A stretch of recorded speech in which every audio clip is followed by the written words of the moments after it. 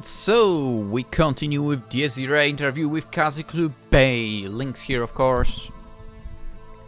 Let's go. Schreiber in front of us as well. Bey supposedly not so happy. Something bad happened, yes. Something happened. Good or bad, who knows? Check the previous episode to find out, Schreiber, if you want to know. よければ相談に乗ってやろうか。一人で悩んでてもきっと永遠に解決しないよ。That's not necessarily true. だって君、頭悪いんだからさ。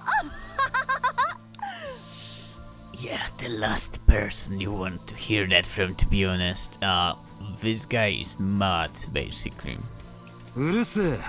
いいからてめえは黙ってろ。That was why I was with this lunatic. Folk had no business calling me dumb. He was definitely the man close to the philosophy I just mentioned in the previous episode. I walked through the castle's hallway while Schreiber frolicked around like a dog. He was all smiles and joy, making it clear he barely even knew what stress meant. Yeah, that's true. He was always smiling and acted friendly with everyone, making him seem much like a friendly puppy. However, no one I knew ever approached him of their own volition. Which makes sense. The reason for that was clear. For he was akin to a dog, he definitely wasn't the puppy he appeared to be. If anything, he was more like a poisonous, maddened wolf. The ferocious raging storm, the mud beast, the murderer, Schreiber was infamous for killing more people than anyone else at the obsidian table. In fact, he might have killed more than anyone else in history. Darkly, I mean, I'm not including leaders like Lord Heinrich or those who killed just by dropping bombs or flipping the switch on gas chambers. Those guys don't count.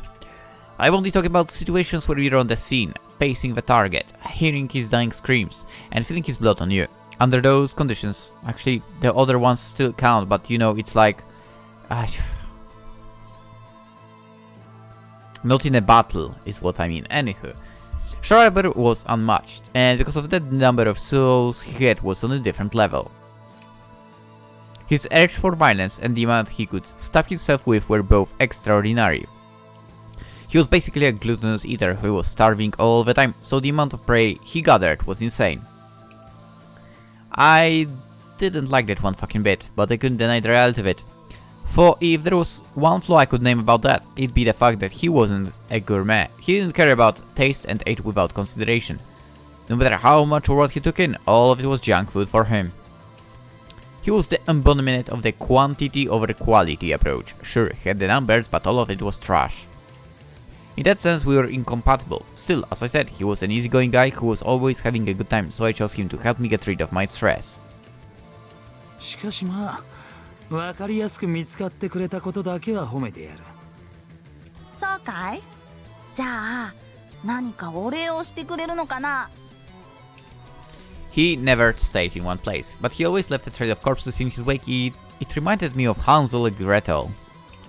Anyway, he was easy to catch as long as you just followed the dead. You needed to have some nerve to do that for. あれだけ下品に食い散らかしたくせしやがって、このボケが。Schreiber had already killed over 1,000 people in the last few days alone. Women, men, young and old, it didn't matter to him. Guy was worse than a fucking bombing. A total nutcase if I've ever saw one. だが礼ね。お前にそんなもんをやる気はねえが、そっちで勝手に気持ちよくなる分には止めねえよ。せいぜいはしゃげや、犬っころ。いいね。だったらそうさせてもらおうか。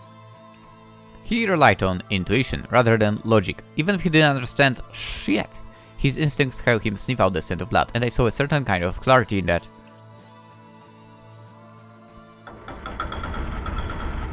The mad dog of the obsidian table. Without asking a single question, Schreiber accompanies me to a certain place. Oh, okay, I know. I mean, in the first game, this is where Machina was. There was a vast arena beyond the door we arrived at. The place wasn't good for much. No, so not many people visited, but that wasn't the only reason why it was so deserted. Yo, Machina. 悪いが少し場所借りるぜ。 I guess he's actually still around there. It was the main haunt of gods von Berlichingen. For reasons different than Schreiber, he was also very hard to approach. 別にいいだろう。それともなんだ？諸場代でもよこせってのか？あいにくと金なんざ持っちゃいねえが、お前に払えるもんがないわけでもねえ。君も混ざりなよマキナ。きっとその方が面白い。Machina silently fixed his eyes on Schreiber. They were like those of a dead fish, failing to reflect even the faintest bit of light. Malus had said that Ludwig was like the dark, but I'd say that Machina was far more deserving of that description. He was extremely gloomy and always thought only of dying. And that was exactly why most didn't want to get involved with him. It definitely wasn't just a rejection from his side. We found him unpleasant and, to be more direct, scary. While we wished to become immortal, he embodied the concept of positive death, which gave us a somewhat unreasonable urge to avoid him. He was the type of guy who made us think we'd die if he touched us, and the idea wasn't exactly wrong.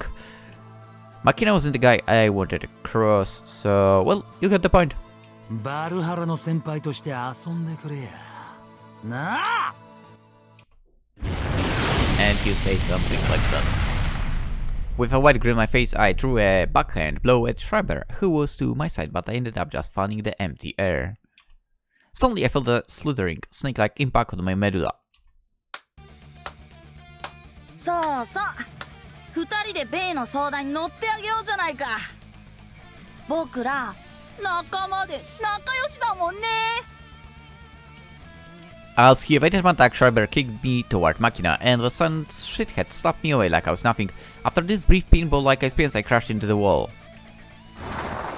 Yikes. そうども、やりやがったな。俺だけバカみたいじゃねえか。そんなことはないだろう。今のはむしろ美味しいんじゃないかと思うよ。ねえマキナ。是非もないな。As I stood up and shook away the rubble, Schreiber joyfully looked over me with an eye full of bloodlust, while Machina silently looked around like a tank slowly turning its gun. It pissed me off that they both gained a point over me, but I quickly stopped caring about that. After all, I was standing before two guys who responded in kind to my moves, and I could do whatever I wanted to them. Getting to play around with toys that didn't break, no matter how roughly I treated them, was uplifting, to say the least. I was so damn tired of misfires and imperfect releases that I want to run and jump around like my instincts urged me. 手抜きはなしだ。 Our ideals and lives were entirely different, but strangely enough, we took the first step at the exact same time. 行くぜ!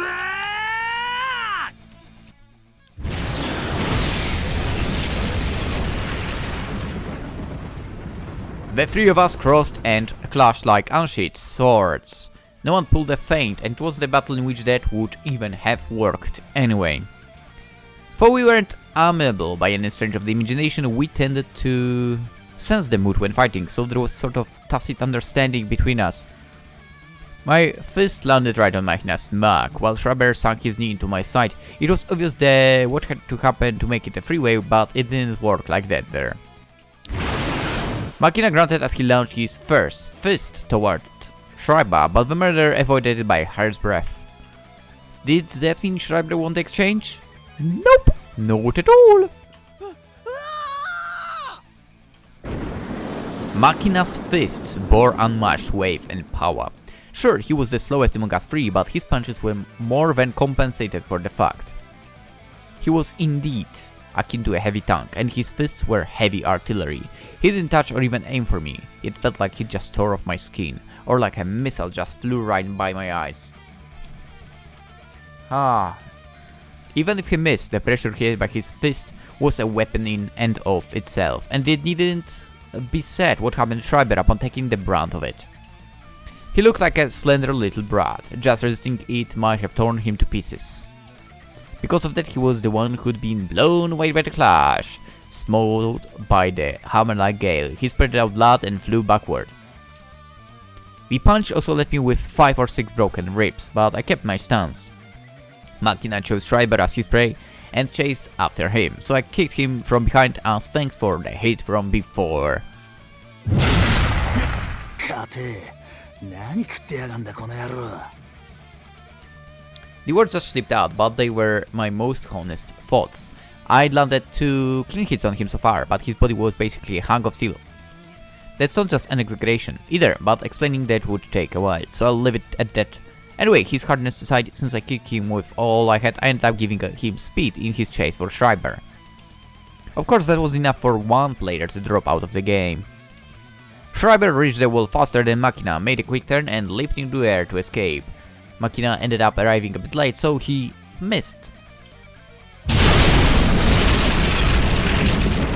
Suddenly, a roaring echo shook the entire arena. It was a scene that made it painfully obvious just how dangerous his punches were.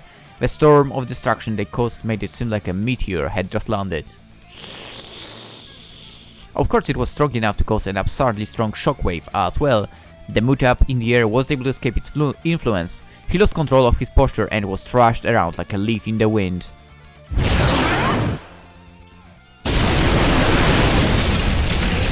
Schreiber was sitting duck, prey ready for the taking. I instantly entered the formation stage and launched hundreds of my torn stakes towards him. I was certain that I'd hit him, but he surprised me. I heard a chain of gunshots. They were so quick and numerous that I couldn't tell how many bullets he fired. The results surpassed my expectations, but it was clear as day what just happened. He shot down each and every one of my stakes. Oh boy. Here we go. Next, the emptiness became thick with bloodlust, so dense you could hear it. A 2-wheeled monster appeared around Schreiber's feet, emitting the stench of rotten blood. It was a military bike that ran over tens of thousands of people. The image you get from those words might be somewhat comical, but when you see it in person, it's nothing to laugh at. That thing was cursed by all the agony and screams it engorged itself on. It had an owner so insane it became a monster with its own will. The days when it was just a simple iron construction were long gone. Its presence alone caused terror, and honestly, I found it praiseworthy. It was both a proof and the embodiment of the fact that people could kill a lot of their own kind.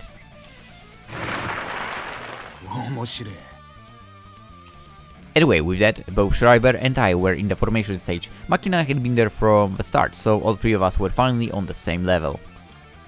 Round 2 was about to begin, and I had a lot of expectations for its opening. The moment after I thought that Schreiber's eyes shifted away from me.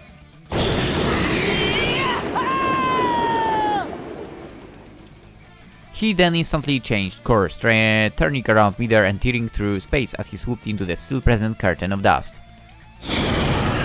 The one that was none other than Machina.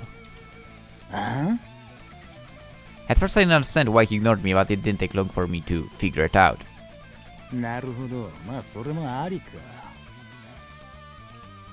We were all in the formation stage. It was round 2 and he wanted to make it the final one to ensure the third round didn't come. Basically, he didn't want Machina to use his creation figment, so he'd instinctively chosen to go for him first. Understandable. Schreiber used his greatest advantage, speed, to rapidly attack Machina and prevent him from doing that. However, because of that, the Mutt himself couldn't use his creation figment either, but he decided that keeping the walking tank in check was more important. Despite being fucking mentally broken, he always had the right answers when it came to battle.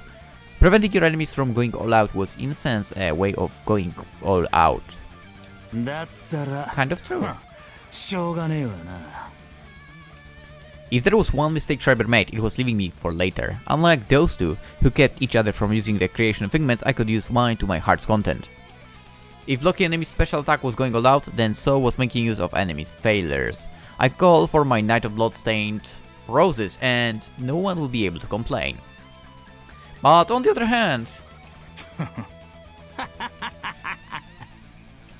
Nah, fuck that, it was important to play long, to keep up with the spirit and mood of the scene. We had a nice stage, so bringing it would have been tasteless. Honestly, I wouldn't have been surprised if Schreiber knew that I'd arrive at the conclusion that Matt might have understood me better than I thought. I mean, it was just impossible that he wasn't afraid of me doing anything to kill the mood.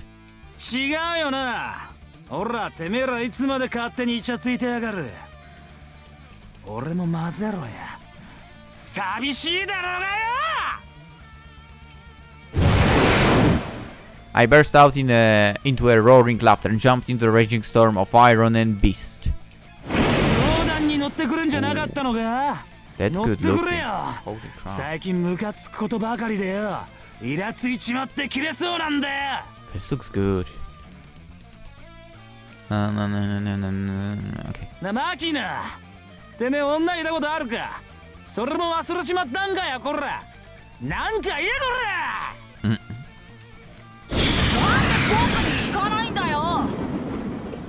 For someone who ignored me first, he sure had no business getting pissed at that. That was a pain in the ass. てめえにんなもんいるわけはねえだろ。聞くだけ無駄ってもんだこのカス。ああ、言ったな。僕は結構モテるんだぞ。And upped. 黙れ貴様ら。鬱陶しい。 Just so you know, we weren't just messing around. Sure, we behaved like it was a game, but that was more or less what killing each other felt like to us.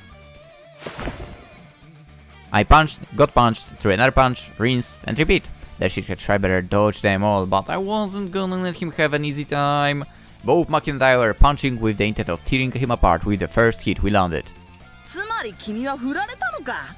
うわー、かわいそうだね。チューしてやろうか。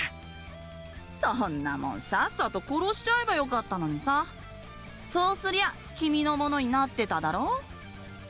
ぐずぐず半端なことやってるから他のやつにさらわれるんだよ。単なる自業自得じゃないか。やかましい。てめえみたいな悪食野郎の理屈で俺を語るな。 Eating good food involved fancy dress codes and all of that shit. It was something that took time and effort, and there definitely were tastes that only sunk out after you dedicated those things to do it. To it. I don't hate casual dining or anything, but a true connoisseur has to be able to enjoy both. Biased methods produce biased results. てめえならわかんだろ。なあ、マキナよ。 A hard-to-earn moment, the supreme prey, the promised victory and glory that lay beyond. For we sought different ends, both of us wanted a sense of accomplishment and could only come from fixation and preference. I don't know much about the guy, but I had no doubt he had an aesthetic sense he loyally adhered to, and that was why I knew he would understand my logic. 結局ないものねだりなんだ。てめえに足りないものを欲してんだよ。完全なものになるために。 I required it in order to become Methuselah, an undying man. That would allow me to walk an endless path of strife with nothing but glee on my face. For that I had to evolve. If I grew used to the evilness of immortality, my soul would fester and rot, ravaging me with suicidal thoughts. To that end I had to take in the eruptions that could only occur in limited lives. For the sake of staying worldly, I had to manifest one really damn foolish light and make it my own. けどいちいち難儀でムカつくんだよな。 I squeezed down a fist with stakes growing out of it and threw a punch towards Makina's chest, as if calling out to the heart of his unsociable man of iron. 当たり前だ。てめえにないもんだから。取ろうとすれば拒絶反応が起きやがる。ありてえに一筋縄じゃいかねえんだよ。めんどくさくてたまんねえ。柄じゃねえとかアホくせえとか思うことばっかりじゃねえか。お前はその辺どう折り合いつけてんのか答えろよ。なあ、いやつってんだろ。いつまでもしかとぶっこいてんじゃねえ。 Suddenly Makina's fist sunk into my solar plexus. It pierced me completely and made me feel like I was being torn apart. The quality of that punch was on a different level from the ones before. It was close to ones you'd get from his craving, not only physically destructive but also dense with the concept of death. I spat blood and writhed due to the pain of having my soul shattered. Yup, it was pretty heavy punch. We'd fought many times before, but it was definitely the first time one of his attacks had such an effect on me. I felt like the pain wave were the very answer to my question. ぬるい However, he proceeded to add words to his response.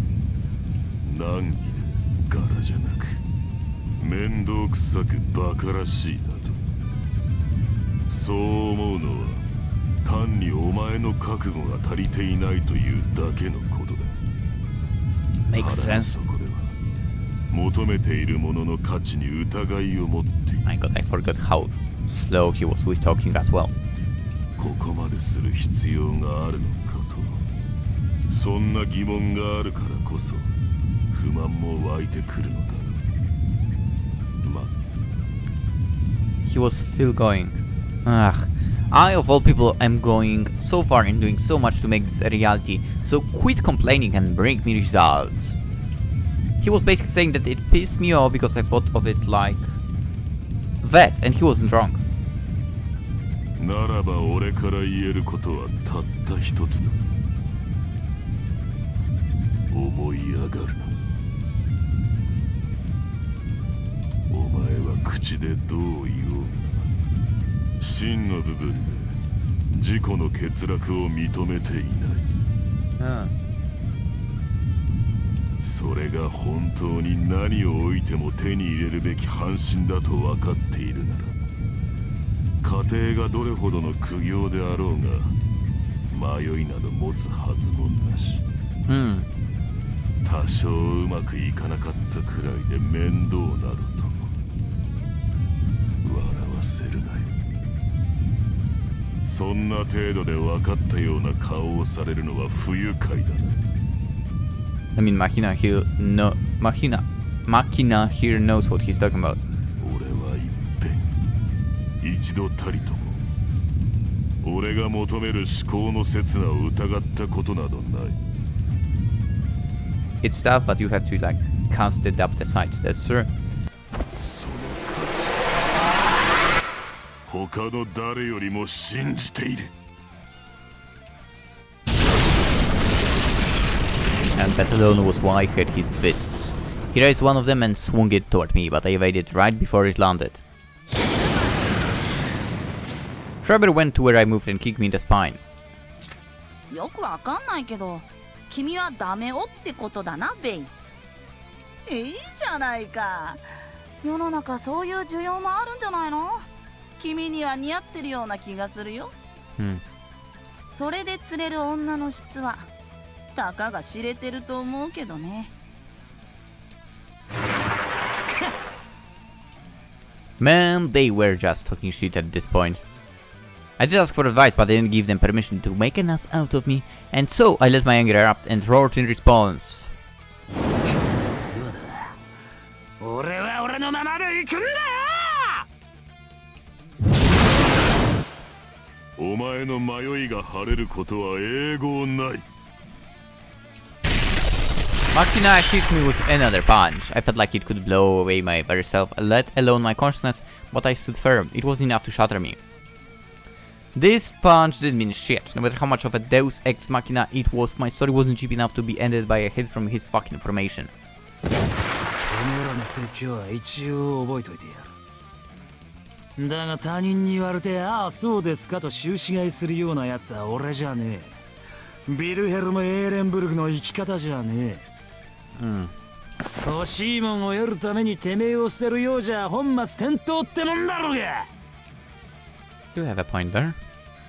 That was exactly why I progressed while getting mad all the time. I considered my acts a kindness and proudly demanded I be rewarded. And I'd continue to be like that even if I was told I was mistaken. A modest Wilhelm Ehrenburg. Fuck it! What a joke! そんなもんあいつに言わせりゃじゃがいものねえ料理みたいなもんだろうが I want to be able to clear my head no matter the situation. That was the philosophy I was seeking in life, but... なるほど確かに一理結局一番めんどくさいのは君だったって話だなKind of. That was the reason why it didn't work out, and because it didn't work out, I continued to seek it. I wasn't as tasteless as Schreiber, so I couldn't just coast like him, and I wasn't as obstinate as Machina, so I couldn't deal with it earnestly. It seemed fair to call me half-baked for that, but I wouldn't let anyone call me a loser. Because I want to strongly feel that pride surge within me. だからてめえらもうちょい俺に付き合えや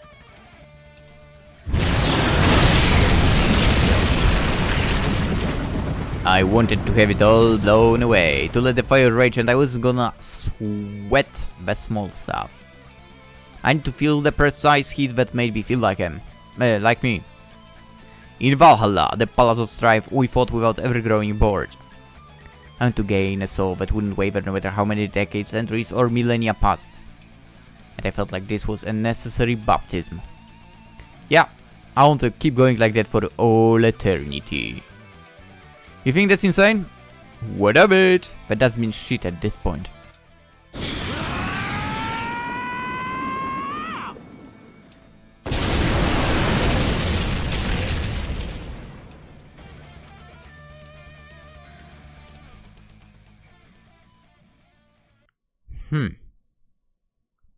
Well, that was a bit intense, that's for sure. Angel in the Rosencrantz.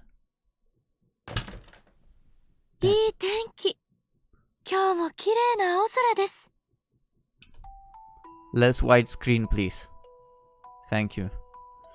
It's still pretty bright, but it's better. I woke up and started my day by opening the window and taking in a deep breath. After inhaling enough of the sun's scent and light, I sent out a prayer of gratitude and hope. This was a habit of mine, I declared before I even had awareness of the world around me. It also came with a daily scolding as well. What the finger doing, Claudia? Why must you do this, child? How many times do I have to tell you to stop? The mother and sister figures back at the monastery I'd grown up in told me similar words every single day.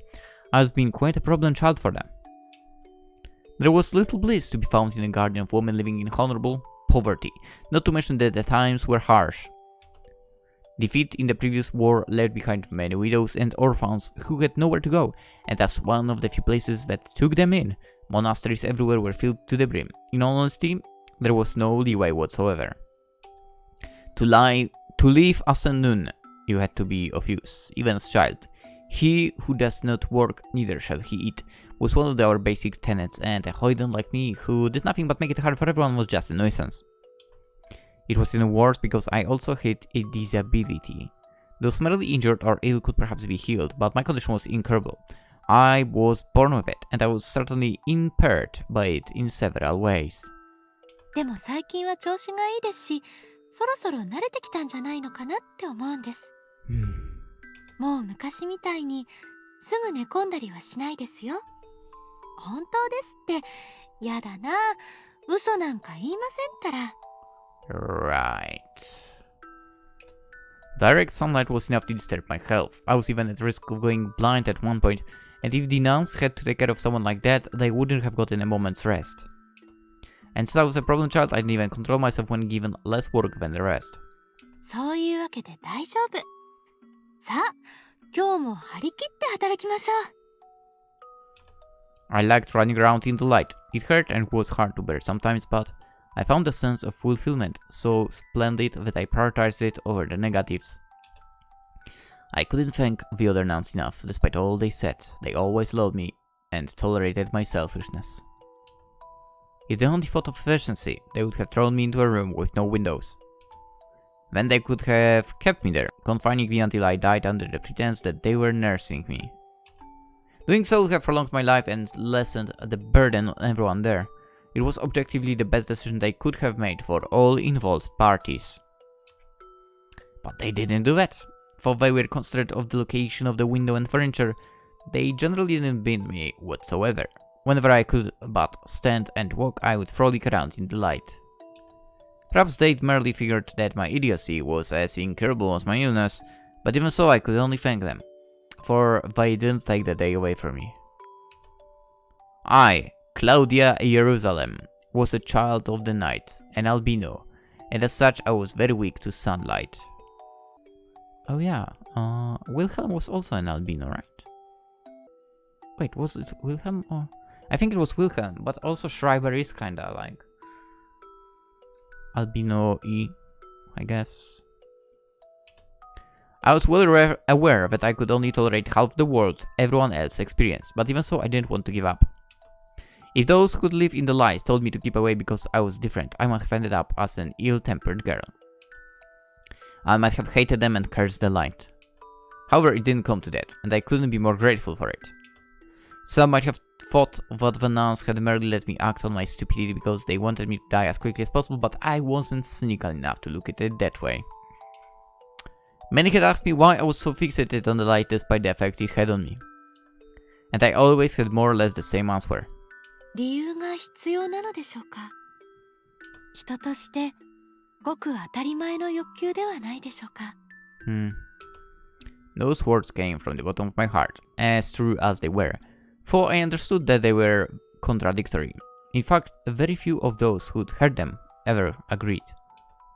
After all, my words were about human instinct, and if that was truly my reason, I, as an animal, wouldn't insist on doing something that slowly drained my life.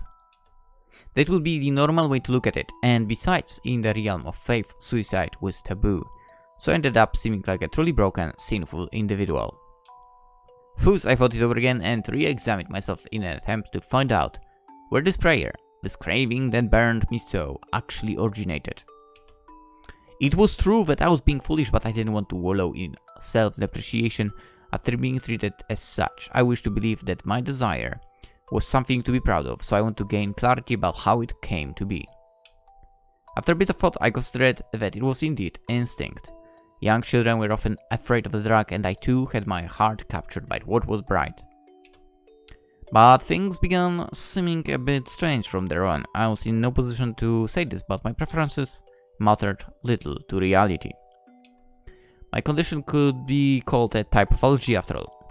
No matter how much a child loved bread, he would avoid it wet if it endangered his life. I, however, didn't hold myself back or make any compromises.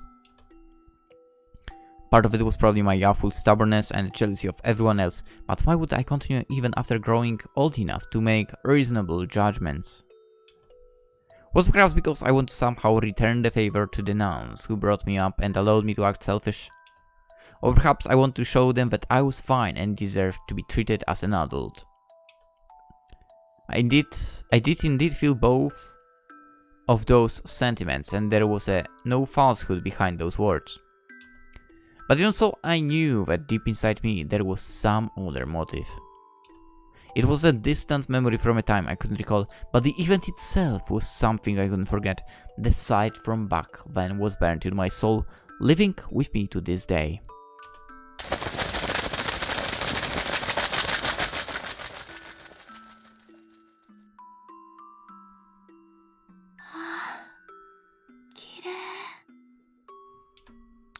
I saw a blue, pale, boundless, endless, clear sky with a flock of birds flying under it. The scene moved my heart. Their wings were crystalline, and I couldn't help but find their free, noble existence to be precious. Vague, but with a certain yearning that was the very ideal I'd weaved. The truth behind the feelings I painted and aimed for had a wing-like shape. I wished to become akin to an angel, which that blue sky suited more than anything else. 私はここに集いたる人々の前で、厳かに神に誓わん。我が生涯を清く過ごし、我が務めを忠実に尽くさんことを。私はすべての毒あるもの、害あるものを断ち、悪しき薬を用いることなく、また知りつつこれを進めざるべし。私は我が力の限り、務めの水準を高くせんと努むべし。我が務めにあたりて、私が知り得たる人々の指示すべて、私は人に漏らさざるべし。私は心より意志を助け、我が手に託されたる人々の幸に身を捧げん。The pledge I solemnly etched upon my heart was my pride and desire. I swore to become an all-loving apostle of life of the sun. I promised to always be ready to serve, regardless of how many saw of me. Even if light would lead me to death, I want my heart to always bear this wing-like mark. I wish to be blessed by the endless blue. Thus, no matter what became of my day, never felt like it was torture. I fervently believe that it wasn't deleterious, mischievous, or harmful, that I didn't want to act against the pledge, and now that I think about it, when she mentioned... where is the color? I wish to be blessed by the endless blue, right? Rusalka did say that she sees Claudia as clear blue color. My bliss was proof of the light's good nature. The joy it filled me with overcame the pain and made me forget the fear. For others' sake, for my sake, and for the sake of all those who were suffering, I wish to walk a path shining with light. I would become wings that could take to the sky, my ideal. Into the pale blue boundless horizon beyond the world itself. And exactly because I wish to fly, I wish to feel what it meant to be truly burned by light, the love that only angels experienced. I believe that only then would I find the true significance of my life. And after all, those who were angelic were defined by...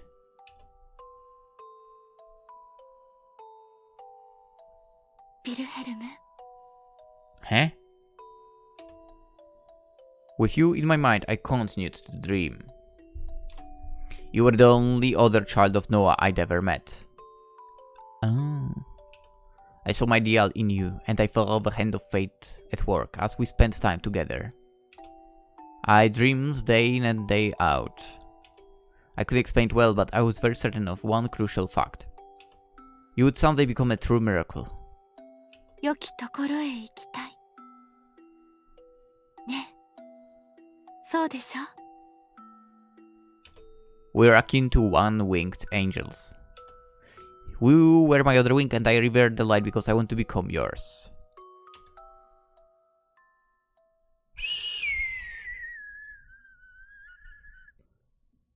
That was sort of unexpected. Anywho, we are going back to Bay, but we'll go back to Bay in the next episode. Let's end it here. We'll of course continue tomorrow. Dude, this game is really good. The story in this is too good. Yeah, it's really, really good. Deep. It might be too much for me, actually, to understand it fully, but I still enjoy it.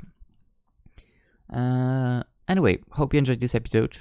Consider liking the video if you did, that's always helpful. And if you are new, subscribe. There will be more episodes of DS irae, of course. There is a lot already. And you know, you being around is always super nice.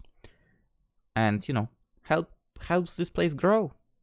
As we are now after that 2,500 mark, you know, come on, stay around, stick around, there will be more games. Also in the description, Twitch, Twitter, Instagram, if you're into that stuff, you can follow me there. Alright, that's it. Hope you have a wonderful day. I'll see you tomorrow in more of DS irae. Bye bye.